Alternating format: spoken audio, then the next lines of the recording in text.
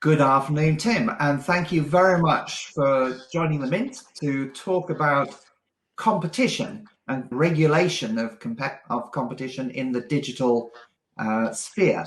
I wanted to start with, I suppose, the question, does Win make any difference to the scene and his recent appointment of Lina Khan? Yeah, I mean, Henry, great to be with you and good to talk about this. I think there's a number of different ways of looking at the appointment of Lina Khan. When Lina is actually kind of part of a movement, they're called the New Brandeis Movement, or what's also known as Hipster Antitrust. Hipster Antitrust, I love it. Yeah. It was kind of a pejorative that was put forward by a bunch of people a few years ago now, trying to say, well, it's all very trendy, but it's not very real. It's all a bit superficial, but it isn't. I mean, it's actually quite a fundamental set of people thinking very deeply about what the purpose of antitrust is. And, Lina's kind of famously written articles about Amazon and what's known as Amazon's antitrust paradox. But she's part of this group, mostly in the States. Some people here in the New America Foundation, Open Markets Foundation, I should say. It started as New America, but then became Open Markets Foundation, is kind of at the heart of it. But what this group of people are really talking about is the need for markets to fulfill a place in society that allows the social system to function and work better. Why do I say that? Well, over about the past 20 or 30 years, markets have become increasingly concentrated in many industries. It's not just tech platforms, which is kind of at the forefront of people's concern, but it's many different industries. I won't go through all of them because The Economist has done that as well, and you can look it up. But there's, a small number of big companies in very large sectors of the economy, and that leads to a wide variety of different problems. And you can extend it well beyond, very simple short-term economic and social issues to broader issues, lack of opportunity in small businesses, lack of new businesses that are being started up, increasing numbers of exits from markets. All of these things have been charted by economists in the States, from Jason Furman, who originally chaired the Obama administration's Economic Council of Economic Advisors. And that work has progressed. More people have looked at this. Tommaso Belletti, who was the former chief economist at the European Commission, and there's a guy called Jan Eckhout, who's written many very influential articles on this. It's been picked up by, as wide-ranging economists and economic analysts at places like the Bank of England have been concerned about what's happened to the economy. Why is it important? Well, growth, jobs, people's life chances, fulfillment, all of those things are fundamental. And largely the problem can be laid at the door of small number of big companies and less small businesses. So Lina's the spearhead of that. She's the leader for that, if you like, now, because she's at the Federal Trade Commission. You've got to understand that while the Federal Trade Commission, she's effectively the CEO when she's the chair. She's got a lot of executive responsibility. Right. But it's still subject to political power and political oversight. What is interesting about her appointment is that she got cross-party support. I can't remember the numbers off the top of my head, but she got a lot of Republicans as well as Democrats. So I think what that reflects in the Senate as well. In the Senate as well. I think the way it works at the Federal Trade Commission is that you have a hearing and you make your case. You're nominated by whichever party, and then there is a political element to it. I don't know whether it's the Senate or what. I mean, I'm not deeply into the US system, but I do know she got cross-party support, which is very important politically. Yeah. And I think that reflects a wider public concern that small numbers of big companies, whether that's oligopoly, monopoly, or whatever, it's regarded as being a big problem. So I think that gives her the political weight to go and take cases and make a difference. And can you briefly explain what the Federal Trade Commission does then? What can she actually do? Well, I mean, the Federal Trade Commission was set up by Teddy Roosevelt in the turn of the century. He was the big trust buster. And after Roosevelt, I think Wilson and the succession of of presidents gave it more power. I think it really accumulated with the New Deal in the 1930s. And yeah, I mean, they can do a wide number of things. They can take cases, it's subject to court oversight, and they take cases in court, and they have to fulfill the antitrust laws, they have to meet the laws, but they have the power of initiative. And if they find a problem, they can make their case in front of a court, and the court can give orders. They can ultimately push for things to be broken up. It's really a split jurisdiction with the Department of Justice, and they allocate cases between them as to who does which sector of the economy mostly. And how does that, I suppose, what's particular about the digital space is the international dimension. Do you think there's a potential there for collaboration, coordination with the European Commission in this sort of space? I think actually it's broader than the Commission now. I think the Commission's investigations of Google and Amazon, and most recently Apple, they were looked at by people in America with some degree of jealousy, because there wasn't much activity really at the Federal Trade Commission or the Department of Justice. The Trump administration didn't do very much, and the Obama administration did even less, really. So we've had maybe 20 years of very limited action. I think every US president is always pro-business and anti-cartels, but what's happened in the last 20 years is an increasing number of smaller numbers of businesses by sector. So it's become more concentrated, whether that's monopoly or oligopoly. As I say, that's a more difficult question. Sometimes it's more monopolized than others. And sometimes, you can have a situation where you've got a small number of big companies that are acting as this kind of conscious oligopoly where they're all looking at each other and they're not really competing as fiercely as otherwise. So structure matters. Yeah. And for a long time, I think since really the sort of early 80s, the received wisdom in the economics profession is structure doesn't matter that much. It's all about behavior. It's all about, what's really going on as empirically. I think what Lina Khan represents and what the new Brandeis Movement really talks about is structure really does matter. And Tommaso Belletti is very much on that page over here. So I think for a while, in the last 7 or 8, 10 years, the Americans haven't done very much. The European Commission's been at the forefront.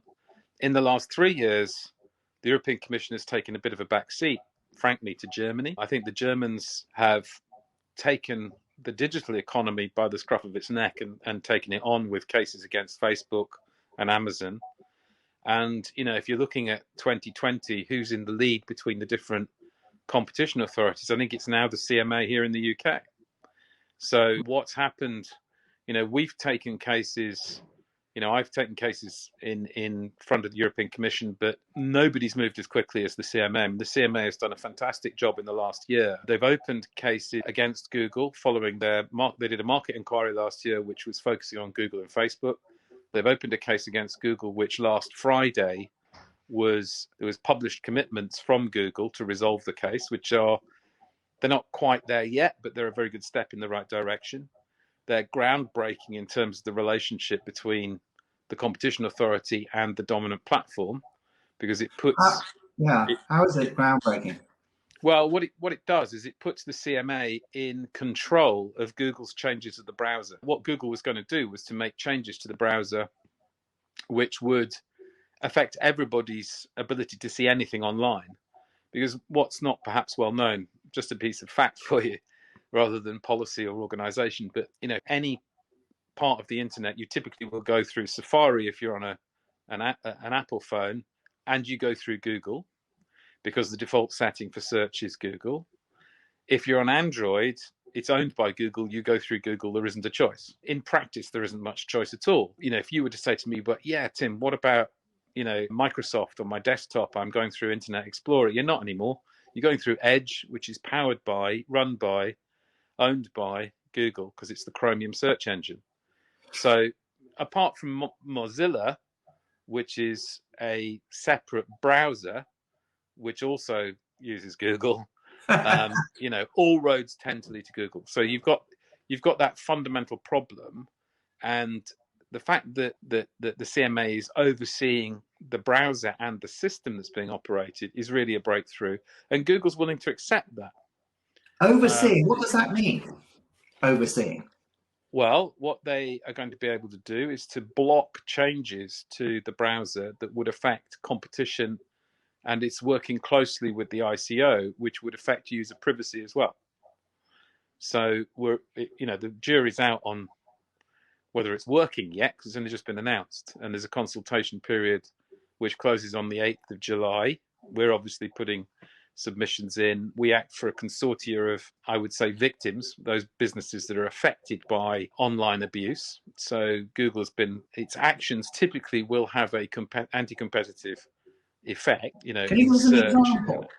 Yeah, can you give us a specific example?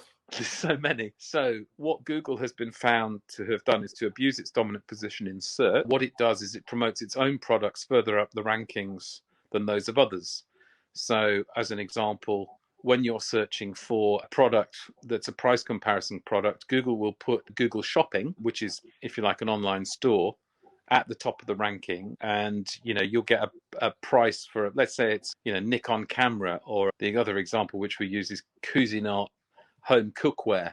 If you're looking at these things where you're shopping around for them, which outlet you go to, that's effectively managed by Google, and what you see is managed by Google. And that's true, I think, of news. So Google News showcases a major issue at the moment because it represents a threat to plurality of the media, free, open journalism, diversity of voices, all of those sort of things. And that's at the heart of the case we brought in front of the CMA. Google is also the ad server platform on Apple, on news as well.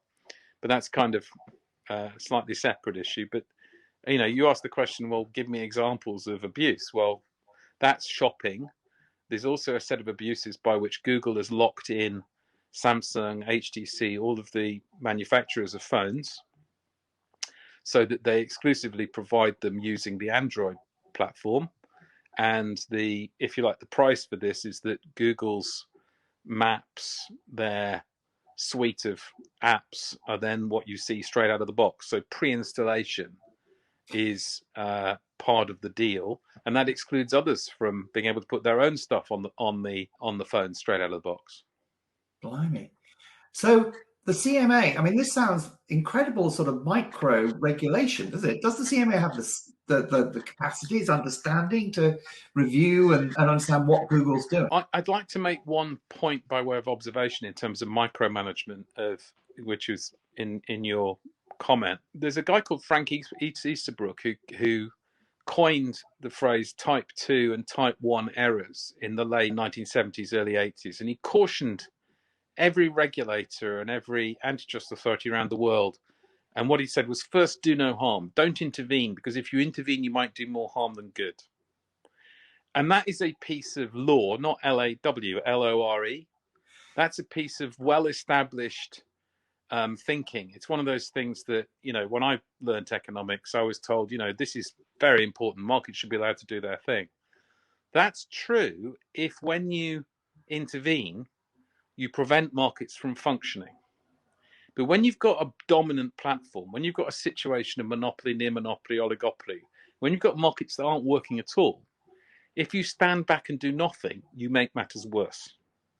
So before I go any further, the problem we've got is so bad and so endemic, and it doesn't appear to everybody how monopolized the markets are because of the kind of false patina of competitive activity, which isn't real. You didn't know, and I could see by the look on your face, you didn't know that basically all your searches are manipulated.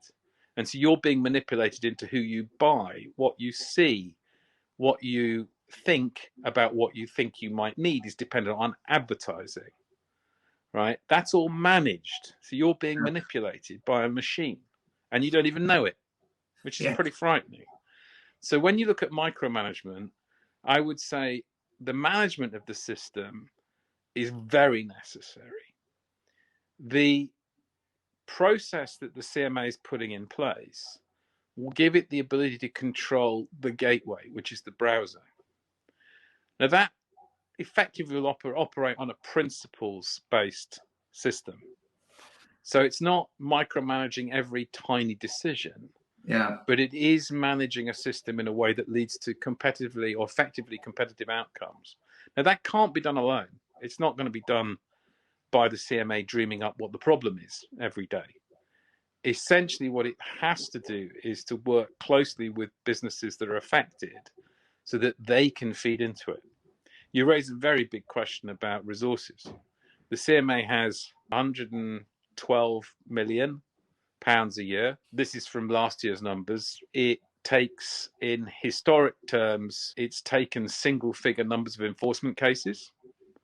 So less than 10, sometimes 5 or 6, depends on what happens during the year. Very few abuse of dominance cases. So you're pointing to an issue of not just capacity but knowledge and enforcement activity. This is all a bit new, really, isn't it? And then you've got the issue of, well, what about all the other things it has to do? Well, most of the time and effort that's spent in the CMA is spent on things like mergers, market investigations. So there's a lot of work that gets done in other areas, not on enforcement. If you said, what would you do if you were in charge? I'll tell you, I would turn those numbers around. I think most mergers don't cause that many problems because most mergers, particularly between smaller businesses, are being done for efficiency gains or synergy opportunities or some pro-competitive. But if you're looking at big platforms buying up small companies, whether they're likely competitors or whether you just bolt them on and integrate them, you could seriously cause problems. So you don't need to be a genius to work out who you'd monitor more closely than others. But it doesn't seem to happen.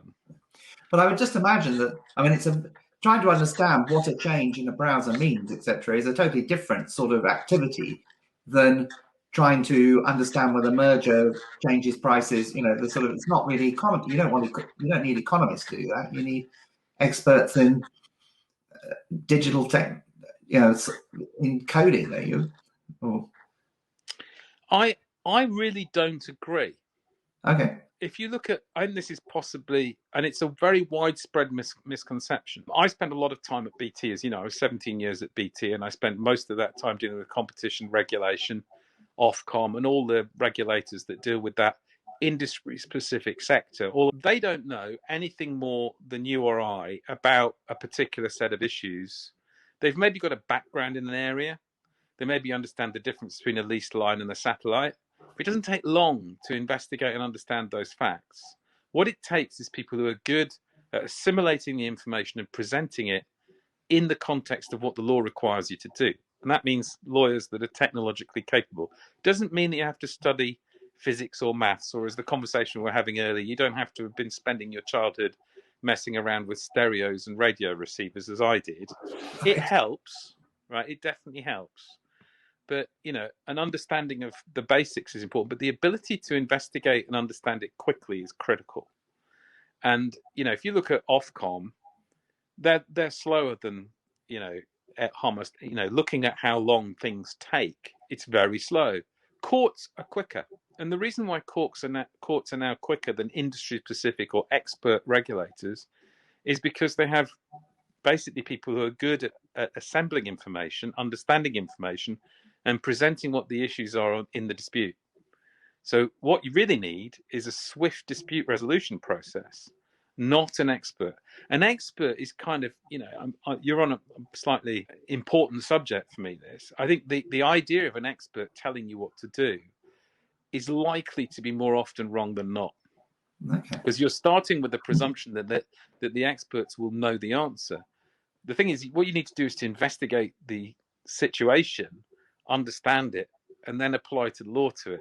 And that the expertise there is actually in the judgment and in the application of the facts to the law. It's not in the knowledge of the market sector. We have patent courts that every day are dealing with the most abstruse, abstract, complicated set of facts, and they still make their decisions quite quickly. So you think the CMA will be up to it? And could the CMA... No, I didn't say that. You didn't say that. What I said was I think the dispute process is now quicker than any regulatory process that we've got. The CMA may be putting a new system in place which may enable it to do that. If it thinks of it as a dispute process, I think that would be a very worthwhile way to go. But let me just, before going down this as potentially a bit of a rat hole, I think it's a very important and breakthrough area. I think it's groundbreaking what the CMA are doing.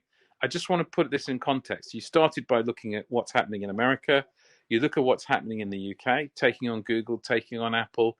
There's an investigation launched on Tuesday into Apple and Google's collaboration, their coordination, and the way in which they're restricting online mobile ecosystems.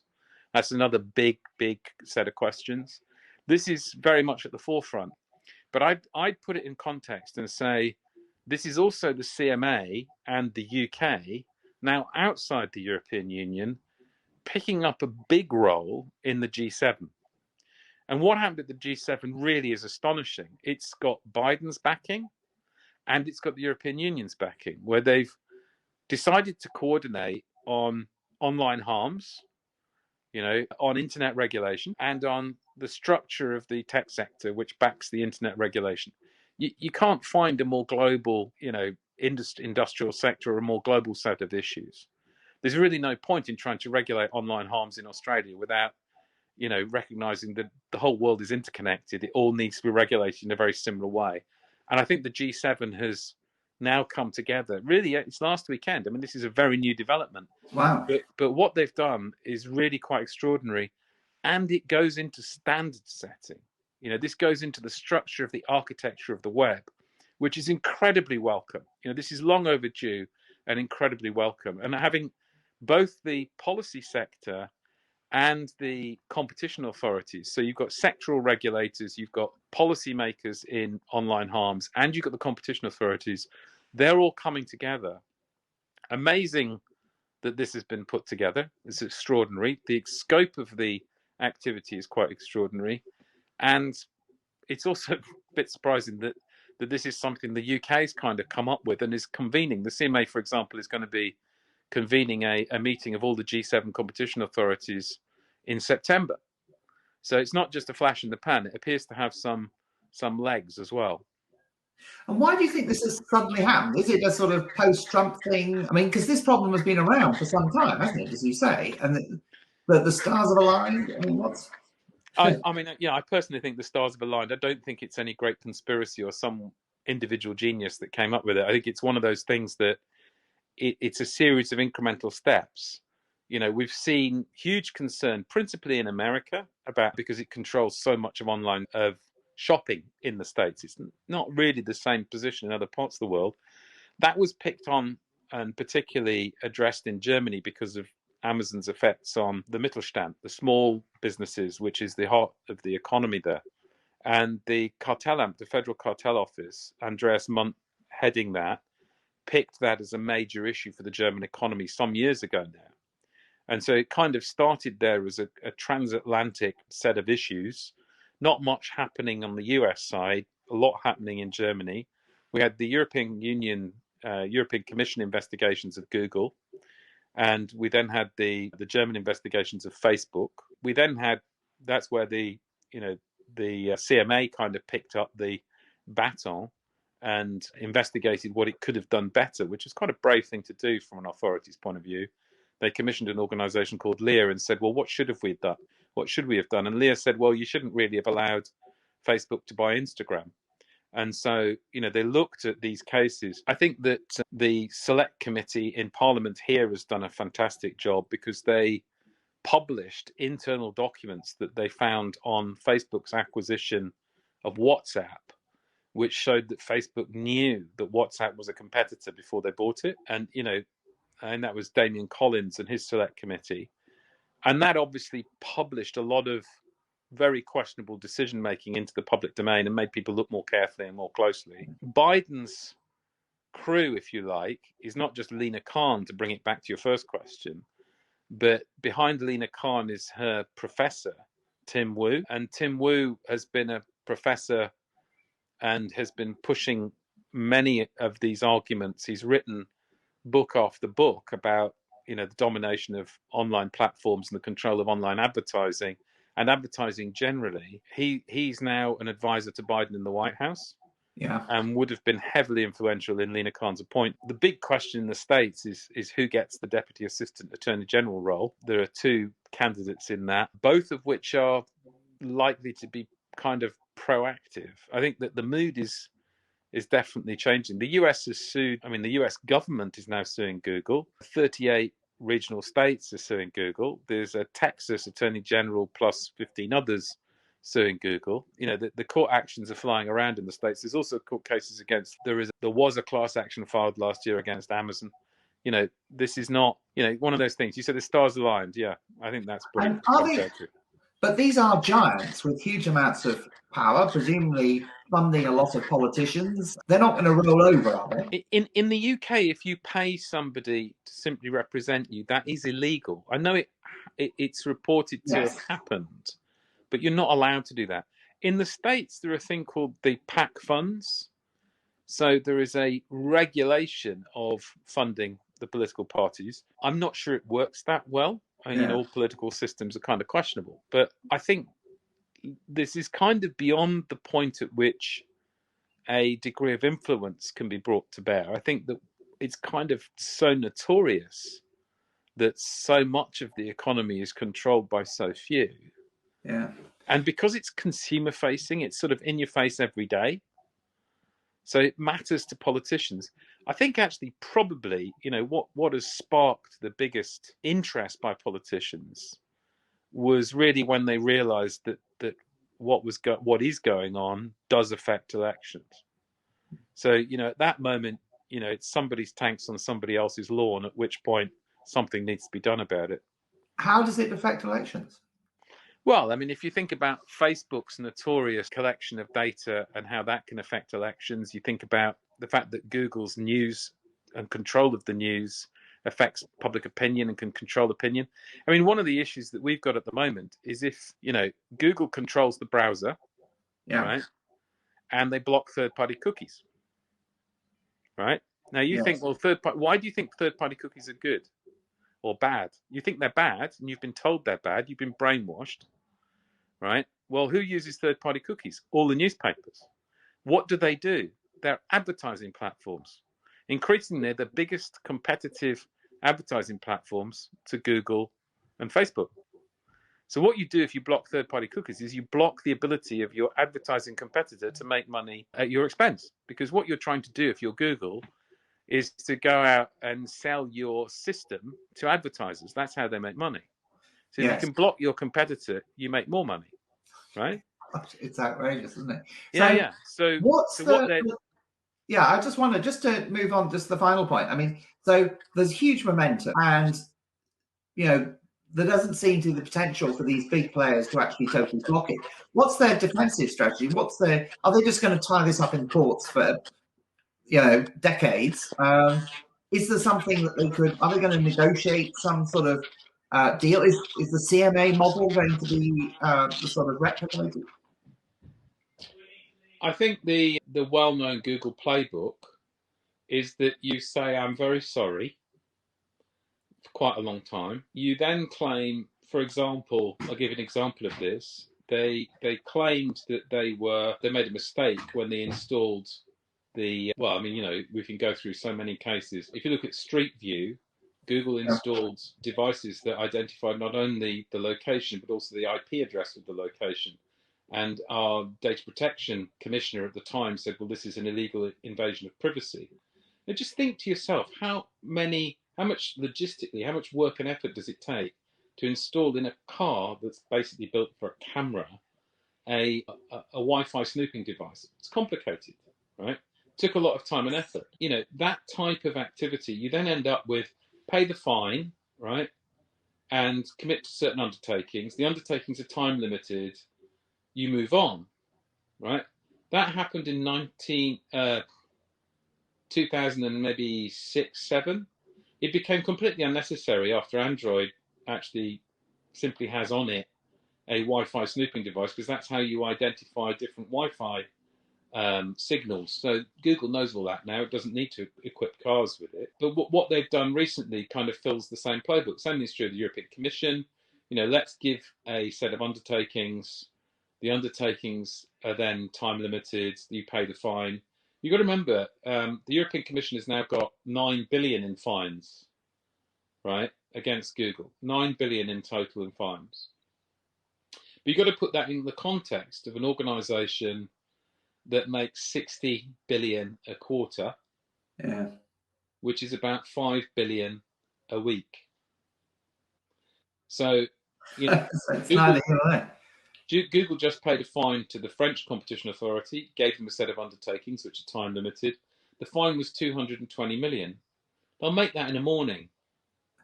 So it's all very well the fact that the regulatory effort is coming, but it sounds as if it's just going to be a sort of flea bite on an elephant.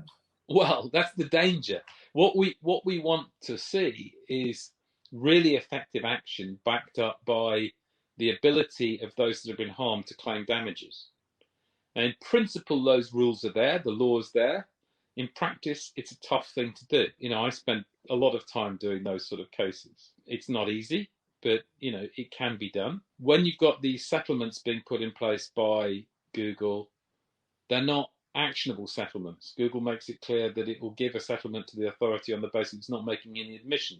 So it reserves its right to fight the case later in court, which isn't really great. You know, it would be wonderful if the authorities actually rang out of the, you know, or told the organisations, because look, you've broken the law, this is what you're going to do.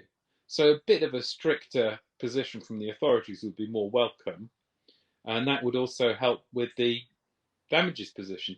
But I have to be honest about this. I don't think Google will change its behaviour until it really has to, because, you know, I paused there for a minute. I don't know how much money Google made when I paused. You know, the longer things go on, the more money they make. I was talking to one lawyer in the States who said, you know, I said, well, the Department of Justice inquiry, sorry, they're not, it's a court case actually, the Department of Justice are suing Google, and the hearing is in 2023. And I said, is there anything you can do to speed that up? And he said, well, remember, you know, every week 5 billion. Google has however many billion reasons to extend the time frame. Speeding it up is very difficult. And they pay expensive lawyers to do that for them. So can you end with any sort of optimistic note? Yeah, I don't think the more expensive the lawyer, the better they are. That's the optimistic note. I also think there's a bit of an element here of what I like to, you know, the old story about the Greeks at Thermopylae. Yeah. So what you need is a small number of people who are dedicated that can move more quickly. If the army on the other side is enormous, it doesn't matter how well paid it is. It still has to get through narrow points, and so you can pick things off, and you can solve problems. I think there is a systemic need to change various things, which we're obviously working on. But no, I think that the positive thing is that G7 is coming together. And if you get the G7 governments, if you're on the wrong side of that number of governments that control that amount of the economy, ultimately, I guess the final thought is there is only one true monopoly, which you know, which is government. Yeah. Okay. Well, can't control them. Thank you very much, Tim. That's fascinating. So positive so far. A big step forward, but let's see what the next steps are. Exactly. Okay. Thanks very much for your time. Pleasure. Thanks a lot. Cheers, Henry. Cheers. Thank you. Bye-bye.